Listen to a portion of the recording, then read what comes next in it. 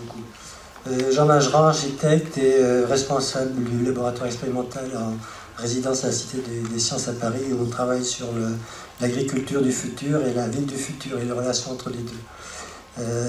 Moi, j'aimerais d'abord féliciter, c'est pas vraiment une question, c'est plutôt une remarque sur l'ensemble des travaux. J'aimerais féliciter l'ensemble des intervenants pour la clarté du propos. Enfin, je pense qu'on a montré dans la journée que l'agriculture était un lieu d'expérimentation, d'innovation absolument extraordinaire. Ça donne envie d'aller dans le futur, et je pense qu'il y a tout un tas de questions fondamentales qui ont été soulevées, de réponses très intéressantes qui ont été données. En tous les cas, je ne regrette pas d'avoir fait le déplacement. On a abordé les aspects biologiques, numériques, robotiques, les aspects socio-économiques avec beaucoup de profondeur et beaucoup d'intérêt. La PAC aussi, enfin, c'est vrai que vu comme ça, la PAC présente énormément d'intérêt. En même temps, je pense que quelque part, l'ensemble du discours est resté sur quelque chose de très agricole, très agro-agricole, et à aucun moment on a l'impression qu'il y a quelque chose qui se passe autour. On est dans un monde de pensée écosystémique, dans une grande mutation contemporaine, notamment liée au numérique, mais à d'autres phénomènes. Et je pense que c'est important d'aborder ce problème-là.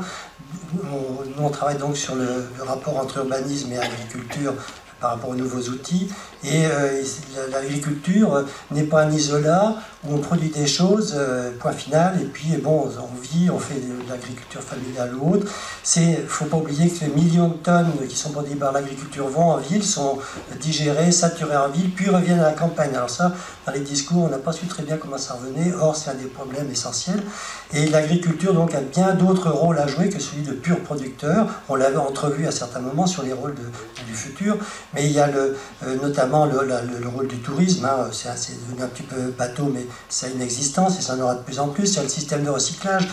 L'agriculture à terme, tout du moins dans les périphéries urbaines, va certainement jouer un rôle de service très important pour le recyclage. Tous les recyclages des effluents divers et variés qui seront putrescibles et transformables en compost, l'agriculture à un moment donné va être obligée de les travailler. Donc il y a des pactes qui vont se créer. Et c'est certainement ces pactes entre l'agriculture et le système urbain où il y a des choses certainement qui ont été un petit peu oubliées. Et un autre système aussi qui est très oublié, c'est le système naturel. Tout ce qui est biodiversité, aura le pacte encore à passer entre l'agriculture et puis la biodiversité. Là aussi, enfin, j'aimerais entendre des choses sur ces possibilités. Voilà. Enfin, il y aurait beaucoup d'autres choses à dire, je pense que c'est passionnant. Merci en tous les cas à vos intervenants. Merci. Qui veut essayer de donner une ouverture sur ces notions d'économie circulaire et de périurbain? Est-ce que vous voulez donner un éclairage peut-être court, hein, bien sûr? À la taille d'un témoignage, du coup, je vous ai parlé des stations d'épuration. Il y a eu du coup une plateforme de compostage qui a été faite dans les investissements, et du coup on réutilise le compost issu de déchets verts notamment et des traitements mélangés. La difficulté, c'est après la mise en œuvre, les réglementations, enfin, voilà. Mais c'est en tous les cas sur le circulaire, on le met en œuvre sur nous, notre exploitation. Et c'est vrai que demain, vous avez entièrement raison, l'agriculture urbaine aura beaucoup de choses à faire et de services à rendre et d'interconnexion. Encore faut-il arriver à trouver les canaux de communication et de mise en œuvre entre les intervenants pour que ça se fasse de façon assez fluide. Oui, je pense que vous êtes au courant, mais il y a évidemment beaucoup de travaux qui sont faits sur les relations entre agriculture et ville, sur l'alimentation durable des villes avec une incorporation complète du système agricole dans ces villes-là. On a d'ailleurs à Montpellier une chaire UNESCO qui travaille là-dessus. Donc je le signale, je pense qu'il y a au moins 1 million de représentants. Ah bah oui, de toute façon, dans la salle, au moins Jean-Louis Rastoin qui pourra en parler mieux que moi. Moi, je peux parler juste un tout petit peu de ce qui se fait sur la PAC, c'est-à-dire quasi rien. Voilà, et donc on a fait une étude, donc si ça vous intéresse, sur Capaille, le fameux site, on vient de faire une étude sur l'agriculture périurbaine, appliquée justement à la métropole de Montpellier, qui, elle, essaye de porter une politique agricole et alimentaire pour la métropole, et justement de mettre en relation ces deux.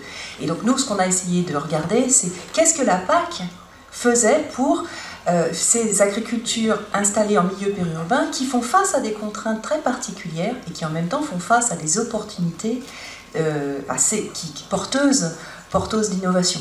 Voilà. Et bon, voilà, j'ai résumé un peu vite, mais on a fait un certain nombre de propositions sur ce que, justement, la PAC pourrait faire. Et entre autres, et ça me ramène peut-être à donner un petit peu d'écho à ce que tu disais là, juste avant sur les petites exploitations, c'est-à-dire que j'ai chanté ça dans ma présentation, mais la nouvelle PAC, c'est un tout petit peu plus intéressé que celle d'avant aux petites exploitations. Et donc, bon, en France, on n'a pas forcément emboîté ce pas-là, mais dans d'autres États membres, on a effectivement mis en place des dispositifs petites exploitations, parce que en zone périurbaine, on trouve à la fois des très petites exploitations, à Montpellier, c'est 30%, ou un peu plus, et des très grandes exploitations, qui sont quasiment des exploitations, je dirais, qui font appel à des prestations de services externes, donc avec une structure très très différente. Je ne sais pas si ça répond à vos questions, mais il me semble que, d'après ce qui a été aussi évoqué ce matin, on a de gros enjeux quand même sur les systèmes culturaux, sur le fait qu'on avait des systèmes basés sur la chimie, et que là, on est plus sur des relations biologiques à entretenir. Et donc du coup, ça renvoie à tout ce qui concerne la formation agricole.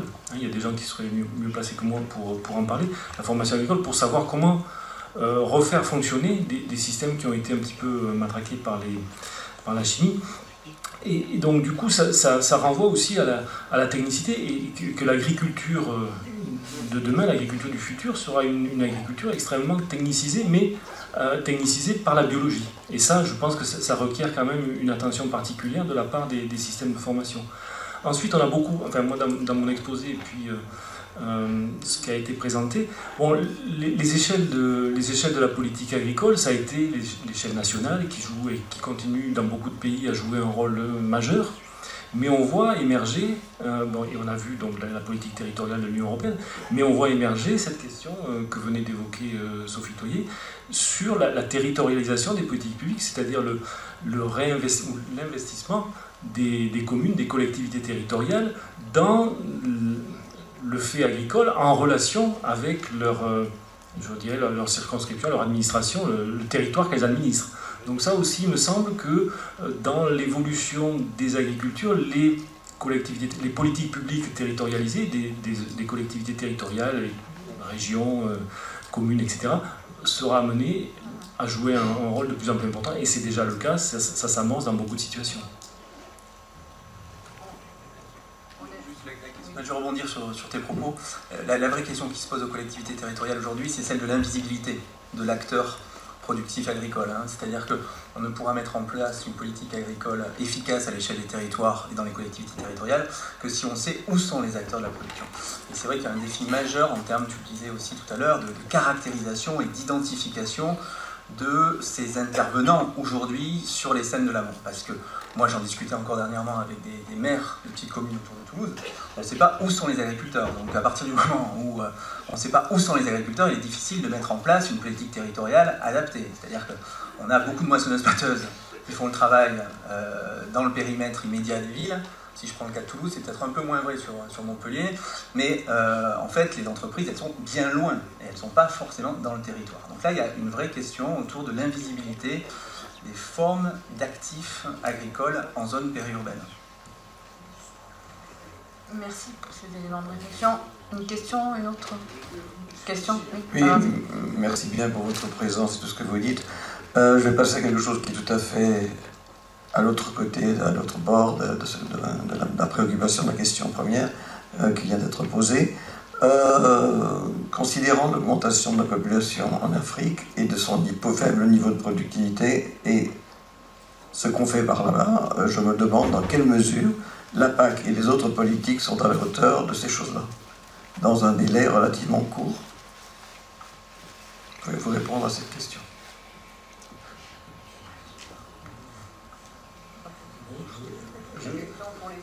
Je vais me lancer, mais je pense qu'il y a pas mal d'initiatives qui ont lieu actuellement en Afrique.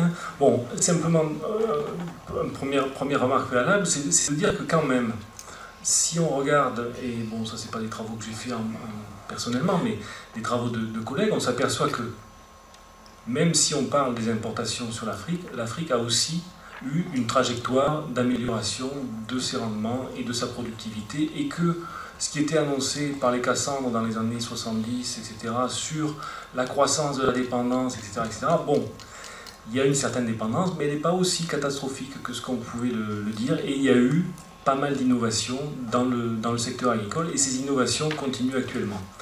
Au plan des politiques, bon, ce qu'on peut dire aussi, c'est que l'Afrique de l'Ouest, par exemple, a mis en place une politique de l'Union, l'Union économique et monétaire ouest-africaine. Donc il y a aussi des choses qui se mettent en place au niveau supranational. L'autre chose qu'on peut aussi mentionner, c'est depuis, disons, 25 ans, un fait majeur au niveau des sociétés africaines, c'est l'émergence d'un mouvement paysan qui au départ a été soutenu beaucoup par des ONG, qui a été ensuite, qui s'est consolidé avec l'émergence d'organisations de niveau national, puis ensuite d'organisations de niveau sous-régional, et enfin par la Pan-African Farmers Union, Farmers Organization, donc qui représente l'ensemble des producteurs au niveau national. Donc je dirais sur le côté souvent un petit peu pessimiste sur l'Afrique, j'ai pas du tout cette perspective-là, même si bien sûr les défis sont considérables. Et le premier des défis, ce sont les défis démographiques. Alors ces défis démographiques, effectivement, ils renvoient très directement à un défi technique et économique, à savoir comment sortir du modèle tel qu'on le connaît, parce que ce modèle-là, il va droit dans le mur si on le met en œuvre à l'échelle africaine avec les démographies qu'il y a. Donc ça veut dire comment produire avec des exploitations de relativement petite taille, comment dégager suffisamment de valeur dans ces exploitations, quel type de système technique mettre en place pour, et sans rejeter forcément dans des endroits où on n'utilise quasiment pas d'engrais, sans rejeter forcément a priori des engrais de synthèse, mais il y a toute une réflexion à avoir sur le modèle technique, le modèle technico-économique pour intégrer au maximum l'aval des filières et garder au maximum de la valeur ajoutée sur des exploitations qui seront nécessairement de petite taille. On ne peut pas reproduire le modèle de la modernisation tel qu'il a été conçu, mis en œuvre dans les pays dits développés. C'est pas un refus, entendons-nous bien, ce n'est pas un refus de la modernité, mais c'est un plaidoyer pour une autre modernité. Une autre question ? Oui, donc bonjour à tous et merci pour pour vos interventions respectives. Alors donc on a parlé de progrès techniques, d'agriculture familiale, d'investissement, et finalement tous les progrès techniques qu'on nous a avancés ce matin, ils nécessitent un investissement, un capital initial relativement élevé, et par ailleurs on a 60% de l'agriculture qui est familiale et qui, je pense, a des capitaux initiaux qui ne sont pas assez élevés pour investir dans ce genre de technologie. Alors du coup, et on sait par ailleurs qu'il y a énormément d'argent qui est investi dans la recherche et dans cette forme d'innovation. Alors on a l'impression quand même de quelques points un peu paradoxaux dans ça. Enfin voilà, je voulais avoir un peu un avis de votre part. Merci. Ça ramène aussi aux intervenants de ce matin, mais qui veut faire écho Vous avez, si j'ose dire, partiellement raison. Disons qu'en fait, il va y avoir des formules mixtes qui vont pouvoir accéder et différentes transformations qui vont conduire aussi certaines exploitations à accéder. Mais d'autres ne rentreront pas dans ce schéma-là. Et vraisemblablement, j'avais assisté à un discours d'un paléontologue, une thèse sur la transformation des modèles de courbe de Gauss en courbe en éclatement de la courbe avec des toutes petites et des très grandes exploitations. Et c'est vrai que l'accompagnement tel qu'on l'a connu et qui a été décrit de la politique agricole commune vis-à-vis d'un canal qu'on fait évoluer tous dans un seul sens, on voit bien qu'il atteint ses limites. Donc du coup, il faudra arriver peut-être à cibler le choix et cibler de façon claire les exploitations qui seront adressées à un marché. Et du coup, après, c'est la nature des choix qui feront qu'on sera pertinent sur ces marchés. Mais c'est là, pour le coup, c'est la politique agricole, les investissements de politique et commune, ou ciblés peut-être pour le C de la PAC, et les choix des politiques régionales, puisque je suis bien d'accord que les régions vont orienter davantage et pour pouvoir adapter en fonction des territoires et des productions. Donc c'est là où vont s'opérer les choix pour essayer de répondre à l'équation à de nombreux inconnus. Pour le cas français, je pense qu'il y a petite agriculture et petite agriculture, et puis il y a technologie et technologie. Hein. C'est-à-dire que les nouvelles technologies ne nécessitent pas forcément un degré d'investissement tel. Après, les agriculteurs aussi ont des moyens aussi de s'organiser entre eux, de mutualiser aussi un certain nombre de services pour accéder peut-être à cette technologie. Mais il faut aussi que les pouvoirs publics veillent à ce que justement il n'y ait pas des processus d'exclusion si demain ces technologies doivent se répandre à un moment donné et contribuer peut-être à des rapports de domination ou autre. Mais ça, je pense qu'il faut être vigilant. Je pense que c'est important de pointer l'écueil possible et la capacité peut-être de certains à obtenir plus facilement ces technologies et tous les outils peut-être à repenser de mutualisation pour... Tout comme on l'a fait pour accompagner les exploitants moyens à accéder au marché, on peut imaginer aussi des formes d'organisation collective dans l'accès à des nouvelles technologies pour être plus précis dans les amendements. Enfin bon, à l'échelle de la France, c'est peut-être possible. Peut-être que dans d'autres contrées, ça l'est beaucoup moins. Enfin, moi, là, je vous parle du cas français. Hein. Merci, je crois qu'on va rester sur ce message d'ouverture et d'optimisme et on remercie beaucoup les conférenciers. Merci beaucoup.